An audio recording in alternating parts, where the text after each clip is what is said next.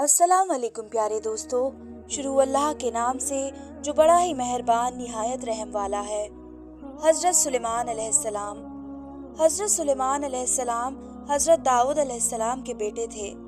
कुरान पाक में आपका जिक्र सूरह बक्र, सूरह आम, सूरह अंबिया, सूरह अम्न, सूरह सबा और सूरह साद में आया है। अल्लाह ताला ने आपको भी नबूवत और बादशाहत दोनों अता की थी। इंसानों के अलावा जिन, हवा और जानवर भी आपके तौबे कर दिए थे। आप उन सब की बोलियां भी समझते थे और बोलते थे। आपके ज़माने में बनी इसराइल को बहुत बड़ी हासिल हुई जो इससे पहले कभी ना हुई थी। हज़रत सुलेमान अलैहिस्सलाम भी बावजूद इतनी ताकत और सल्तनत के अल्लाह की याद में मशगूल रहते थे। उनको दुनिया की बड़ी से बड़ी चीज़ भी अल्लाह की याद से गाफिल नहीं कर सकती थी। एक दफा का जिक्र है कि आप आला दर्जा के घोड़ों को देख रहे थे। उनके देखते देखते अम्र की नमाज को देर हो गई। आपने उनको फिर बुलाया और उनकी पिंडलियां और गर्दनें काट डाली ताकि जिनकी मोहब्बत ने अल्लाह की याद से गाफिल कर दिया, इनको खत्म कर दिया जाए। एक दफा का जिक्र है आप अपनी फौजों के साथ तशरीफ ले जा रहे थे। चलते चलते चींटियों की वादी में पहुंचे। एक चींटी ने कहा, अपने अपने घरों में घुस जाओ। ऐसा ना हो कि सुलेमान और उसका लश्कर तुम्हें तबाह कर दे और उन्हें इसकी खबर भी ना हो। आप चींटी की बात सुनकर मुस्कुराए और कहा कि अल्लाह मुझे तौफीक दे कि मैं तेरी नेमतों का शुक्र अदा करूं जो तूने मुझे और मेरे माँ बाप को दी है, और ऐसे नेक काम करूं जिनसे तू खुश हो, और अपनी मेहरबानी से मेरे मरने के बाद मुझे अपने नेक बंदों में दाखिल कर। बच्चों, एक दफा का जिक्र है कि हजरत आपने परिंदों की हाजिरी ली तो इसमें हुदहुद नजर नहीं आया। आपने फरमाया कि इसकी गैर हाजिरी पर हम उसको सख्त सजा देंगे या ज़िबा कर देंगे, वरना इस गैर हाजिरी की वजह बयान करे। थोड़ी देर बाद हुदहुद आ गया। उसने अर्ज किया कि साहब, सबा के शहर से बिल्कुल सही खबर लेकर आया हूँ। मैंने एक औरत देखी है जो वहाँ हुकूमत करती है। उसके पास हर तरह का सामान है। उसका बहुत बड़ा तख्त है। मलिका और उसकी कौम के लोग सूरज को सजदा करते हैं और शैतान ने उनको सीधे रास्ते से रोक दिया है।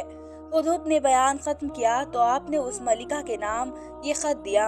अल्लाह के नाम से शुरू करता हूँ जो बहुत बड़ा मेहरबान निहायत रहम करने वाला है। हमसे सरकशी ना करो और फरमाबरदार होकर हमारे दरबार में हाजिर हो।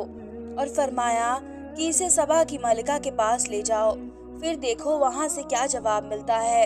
सबा की मलिका ने, जिसका नाम बिल्किस था, ये खत अपने दरबारियों को पढ़कर सुनाया और उनसे पूछा कि तुम इसके बाबत क्या कहते हो। सबने एक जबान होकर कहा कि हम बड़े ताकत वाले और बड़े लड़ने वाले हैं, वैसे आपको अख्तियार है जो हुक्म दे। मलिका ने कहा, बादशाह जब किसी शहर में दाखिल होते हैं तो उसे तबाह व बर्बाद कर देते हैं, और ऐसा ही ये भी करेंगे। मैं उनके पास कुछ तोहफे भेज कर देखती हूँ कि मेरे के क्या जवाब लाते हैं। जब एलची तोहफे लेकर आए तो हजरत सुलेमान अलैहिस्सलाम ने फरमाया, तुम्हारे तोहफे तुम्हें ही मुबारक हो, तुम इन्हें वापस ले जाओ। जब एलची ने वापस जाकर बिल्किस से हजरत सुलेमान अलैहिस्सलाम की बातें कही तो वे दरबार में हाजिर होने की तैयारियां करने लगे। एलची के वापस जाने के बाद हजरत सुलेमान अलैहिस्सलाम ने अपने दरबार वालों को हुक्म दिया कि मलिका के तख्त को हमारे पास लाकर हाजिर करो। एक बड़ा देव बोला कि मैं इससे पहले कि आप दरबार से जाए आपकी खिदमत में पेश कर दूंगा, मगर एक शख्स और कि जिसको अल्लाह ने किताब का इल्म दिया था, उसने कहा कि मैं आपकी आंख झपकने से पहले तख्त ले आऊंगा। चुनाचे आपकी खिदमत में पेश किया गया तो आपने फरमाया कि मेरे अल्लाह का इम्तिहान है कि मैं उसका शुक्र अदा करता हूँ या नहीं।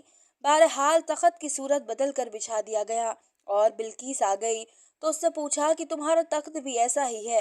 बिल्किस ने जवाब दिया, ये तो बिल्कुल वैसा ही है, और हम तो पहले ही आपकी शान और शौकत और कुव्वत व ताकत को जानते थे और आपको मान गए थे। जिस चीज को अल्लाह के सिवा पूछती थी उसने उसको अब तक सुलेमान के पास आने से रोक रखा था।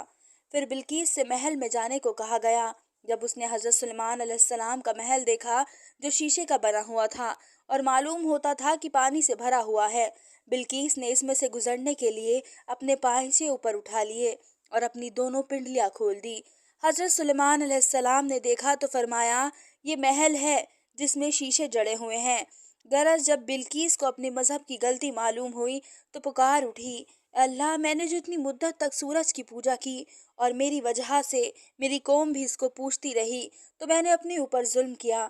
اب میں سلیمان کے ساتھ تمام جہانوں کے پالنے والے پر ایمان لاتی ہوں۔ حضرت سلیمان علیہ السلام اتنے بڑے نبی اور اتنے بڑے بادشاہ تھے کہ انسان، جن، پرندے اور ہوا سب ان کے تابع تھے، مگر آپ غریبوں اور بے کسوں کے ساتھ بیٹھ کر کھانا کھاتے تھے اور اپنے ہاتھ سے چٹائیاں اور ٹوکریاں بنا کر روزی کماتے تھے۔